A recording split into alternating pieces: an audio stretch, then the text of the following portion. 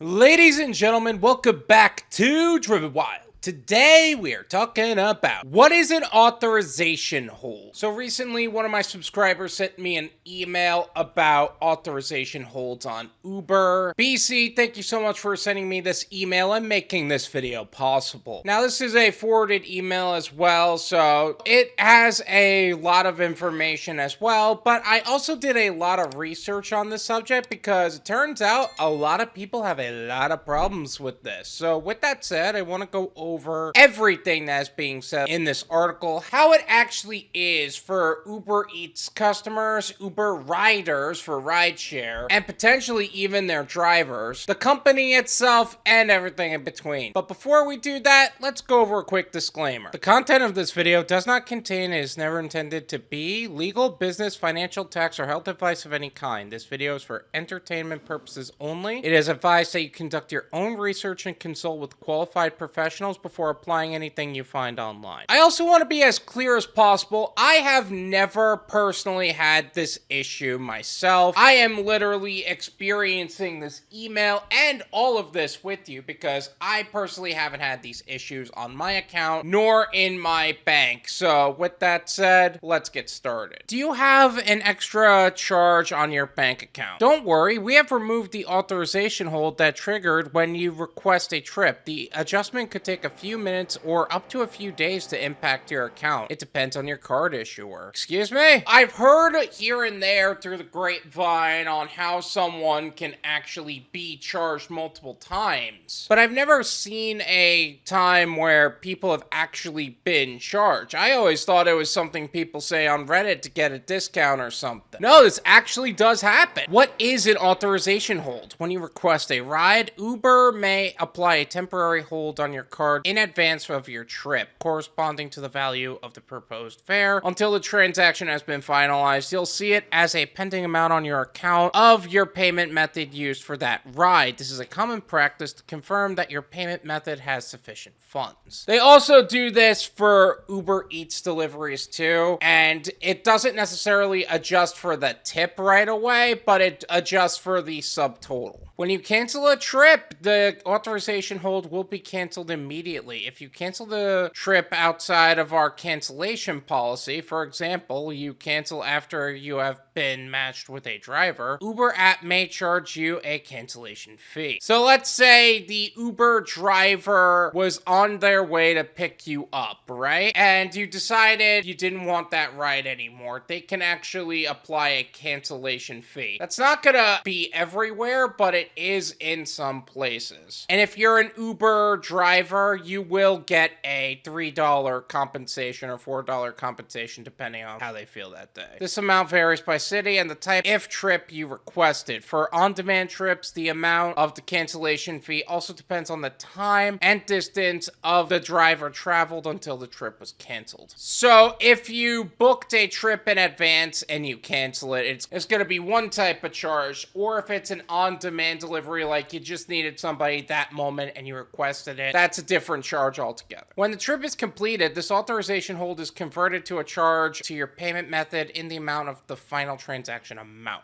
If the total transaction amount is less than the authorization amount, only the actual transaction amount for the trip will be charged and the authorization hold will be voided. So it will convert from an authorization hold to an actual charge after the transaction is complete, which makes perfect sense. Conversely, if the final amount is higher, we may override the original authorization hold and charge the final amount, or charge the remaining amount in addition to the original fare. So they may make the tip more. They may make it one charge and make the charge itself higher depending on how much you tipped, or they'll make it a separate charge altogether. I've seen both instances take place. How can I see the actual charge? Visit the My Trip section in the Uber app and review receipts from the previous trips. You'll find the amount, the payment method used, and other trip details. So from your Uber app, you would go to Activity, and you'll see your overall history on the platform. If it's a ride, it's going to look something like this. If it's a meal from UberEats, it's gonna look something like this. And obviously, it's gonna appear on your bank statement based on what card you're charging it to, or what payment method you're actually using. If you need to know more about authorization hold policy, we recommend you contact your card issuer. Different banks, different financial systems have different policies and operate differently in every area, so make sure you talk to them if you notice there's a problem. Now, I did end up looking into the website on the subject. Let's see what they say. Why did I receive a notification from my bank before the trip started? The authorization hold is placed when requesting a trip. Some banks may send a text message notification that an authorization hold has been placed on your account. This hold is to make sure that your payment method works correctly and also has enough funds to cover the payment of the trip that you are about to make. Although sometimes these resemble actual charges, don't worry, the authorization hold will become the actual charge or will be canceled by your bank in a few days. And the authorization hold in comparison to the actual charge will vary per financial system. Some take 2 days to go through, some take 5 days. It really depends on what bank we're talking about, or credit union, or if it's like PayPal or something. If I made multiple trips on the same day, will I receive multiple authorization holds? It depends on the situation. If an authorization hold from a previous trip has not been completed or canceled, the same authorization hold can be used for multiple trips. It is possible to receive multiple authorization holds on the same day if the previous authorization hold has already been processed. So if you actually make multiple orders, or if you're doing a ride for rideshare and an Uber Eats trip, that's going to charge differently. It really depends on what you're doing throughout your day on the platform. Why is the authorization hold amount higher than my initial fees? Authorization holds are currently for the full amount of the trip at the time requested and exclude any promotions or discounts. Don't worry though, you will only be charged for the correct amount, and any unused authorization hold amount will be refunded to your payment method. Now, see, that's interesting because with promotions that I have had on Uber Eats, they apply that all in-app. I've never seen it like that. In fact, the only time I've ever seen the price actually go up is when I tipped the driver more. How can I tell the difference between an authorization charge and an actual charge? On your credit card statement, the charge should appear as pending, voided,